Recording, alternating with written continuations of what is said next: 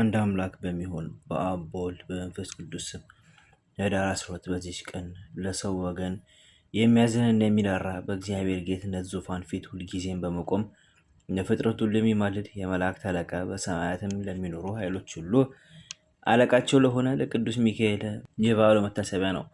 ይህም በንጉሥ ጭፍራ አምሳል በታላቅ ክብር ሆኖ የነዌ ልጅ ኢያሱ ያየው ነው። ከእኛ ሰዎች ወገን ነህን ወይስ ከጠላቶቻችን ወገን ነህ አለው። እኔስ የእግዚአብሔር ሰራዊት አለቃ ነኝ፣ አሁንም ወደ አንተ መጥቻለሁ አለው። ኢያሱም ወደ ምድር በግንባሩ ተደፍቶ ሰገደለትና በእኔ በባሪያ ዘንድ ምን አቁመሃል አለው። የእግዚአብሔር የሰራዊቱም አለቃ ሚካኤልም ኢያሱን የቆምክባት ምድር የከበረች ናትና ጫማን ከእግር አውልቅ አለው። ኢያሱም እንዳለው አደረገ። እግዚአብሔርም ኢያሱን እንዲህ አለው፣ በውስጡ ያለውን ንጉሷን ከኃያላኑና ከአርበኞቹ ጋር በእጃችሁ ኢያሪኮን እነሆ አስገባታለሁ። ይህም የከበረ መላእክት ከቅዱሳን ሰማዕታት ጋር በመሆን ገድላቸውን እስከሚፈጸሙ የሚያጸናቸው የሚያስታግሳቸው ነው። ስለዚህም ስለ ልዕልናውና ስለ አማላጅነቱ በየወሩ 12 ቀን ለመታሰቢያ በዓል ተሰራለት። እርሱ ስለኛ የምድሩን ፍሬ ባረክልን ዘንድ ዝናቡንም በጊዜው እንዲያወርድልን፣ የወንዙንም ውሃ እንዲሞላልን፣ ነፋሱንም የምህረት ነፋስ እንዲያደርግልን፣ ሁሉንም የተስተካከለ እንዲያደርግልን ወደ እግዚአብሔር በጸሎት ይማልልናልና። እንዲህም ሆነ። የእግዚአብሔር ወዳጅ የሆነ ስሙ ዱራቶስ የሚባል አንድ ሰው ነበረ። የሚስቱም ስም ቴዎብስታ ነው። እነርሱም ሁል ጊዜ ያለማቋረጥ የዚህን የከበረ መልአክ የሚካኤልን የበዓሉ መታሰቢያ ያደርጉ ነበር። ከዚህም በኋላ በሀገር ውስጥ ችግር በሆነ ጊዜ ገንዘባቸው አለቀ። ለዚህም የመላእክት አለቃ ቅዱስ ሚካኤል ለበዓሉ መታሰቢያ የሚያደርጉት አጡ። ዱራታውስም ሽጦ ለበዓሉ መታሰቢያ ያደርገው ዘንድ የእርሱን ልብስና የሚስቱን ልብስ ይዞ ወጥቶ ሄደ። የመላእክት አለቃ ሚካኤልም በታላቅ መኮንን አምሳል ለዱራታውስ ተገለጠለት።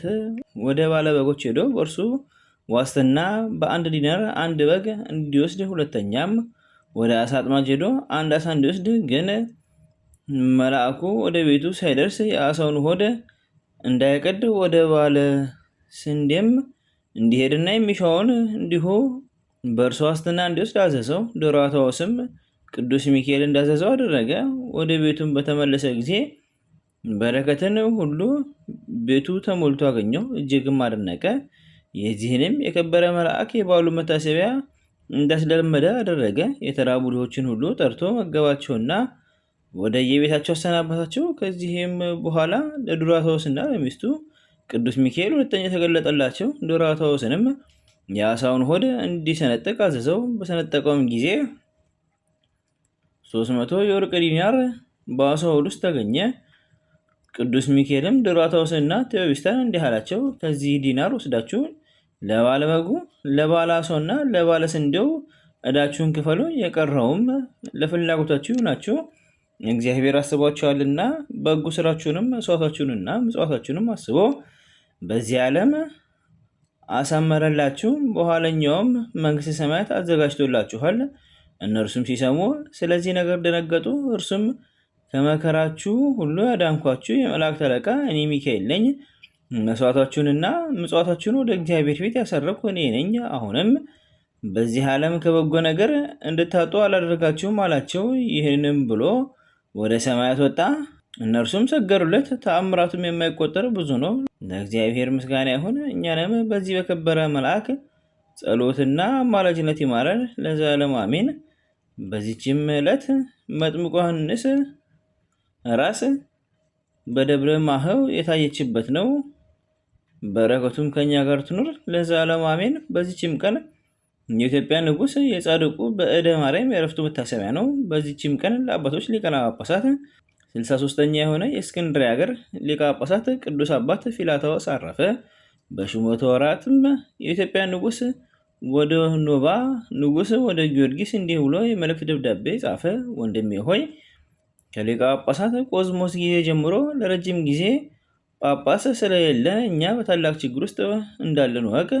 ይህም የሆነው ተንኮለኛው ሚናስ በተንኮልና በሐሰት ነገር የከበረ ጳጳሳችን ጴጥሮስን ከሹመቱ ወንበር እንዲሰደድ ስላደረገው ነው። ስለዚህም 5 ሊቃነ ጳጳሳት እስቲ ያልፉ ለሀገራችን ጳጳስ አልተላከልንም። አሁንም ስለ እግዚአብሔር ብለ ስለ ቀናች ሃይማኖትም በድካም ከኛ ጋር አንድ በመሆን ስለኛ ወደ ግብፅ ሊቀ ጳጳሳት ወደ ቅዱስ ፊላቶስ ጳጳስ ይልክልን ዘንድ ከራስ ደብዳቤ እንድትጽፍለት እለምንሃለሁ የሚል ነበር። በዚያንም ጊዜ የኖባ ንጉሥ ጊዮርጊስ ለኢትዮጵያ ሀገር ጳጳስን ይሾሙላቸው ዘንድ የልመና ደብዳቤውን ወደ አባ ፊላቶስ ጻፈ። ይህ ቅዱስ ፊላቶስም ልመናውን ተቀብሎ ከአስቄጥስ ገዳም ስሙ ዳንኤል የሚባል አንድ ጻድቅ መነኮስ አስመጣ። እርሱን ጳጳስ ሹሞ ወደ ኢትዮጵያ ሀገር ላከው። ወደ እነርሱ በደረሰ ጊዜ የኢትዮጵያ ሰዎች በታላቅ ደስታ ተቀበሉት። በዚህም አባት ፊላቶስ ዘመን ብዙ ታምራት ተገልጧል። በሰላምም አረፈ። ለእግዚአብሔር ምስጋና ይሁን። እኛንም በዚህ አባት ፊላቶስ ጸሎት ይማረን፣ በረከቱም ከኛ ጋር ትኖር ለዘላለሙ አሜን። አንድ አምላክ በሚሆን በአብ በወልድ በመንፈስ ቅዱስ ስም ህዳር 13 በዚች ቀን የአእላፍት መላእክትን የበዓላቸውን መታሰቢያ እናደርግ ዘንድ የቤተ ክርስቲያን መምህራን አዘዙን። ዘአቅረብኩ ማኅሌተ ዘኪርየ አእላፈ እምለተጸምዱከ ዘልፈ ለላ ነበብቱ ወከፍ ዜኔቴ መጽሐፈን ተረሴከ እግዚኦ ጸሪቀ እምነት ወከፈ እምእላቡ ብሉዓን ዘተርፈ ነቢያት ቅዱሳን ሐዋርያት ሰባክያን ሰማዕታት ወጻድቃን ደናግል አዲ ወመነኮሳት ይላሉ።